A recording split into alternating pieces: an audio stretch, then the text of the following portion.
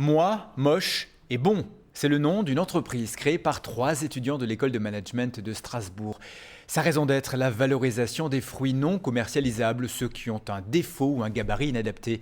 Pour l'instant, ils concentrent leurs attentions sur les pommes, dont ils font du jus, mais espèrent bientôt développer leur activité grâce à une campagne de financement participatif lancée aujourd'hui. Grégory Fraise et Guillaume Bertrand. Dans le hangar de ce producteur, des centaines de kilos de pommes, 1000 tonnes produites chaque année, mais dont 30% ne finiront pas sur les étals des magasins. Celles qui ne sont pas commercialisables, donc ce sont les petites, tout ça, les petites pommes.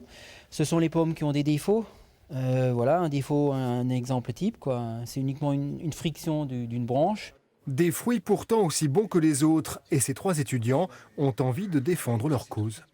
La grande surface nous a éduqués avec ces histoires de calibre. On se disait que par rapport à la consommation, la production, le gaspillage alimentaire, c'était plus possible de produire et de consommer de cette façon. Donc c'est là où on a réfléchi à d'autres solutions. La solution, la voilà, des bouteilles estampillées « Moi, moche et bon ».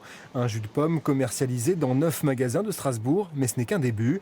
Ce qui était d'abord un projet d'étude est désormais une entreprise que les 3 amis espèrent développer rapidement en lançant une campagne de financement participatif.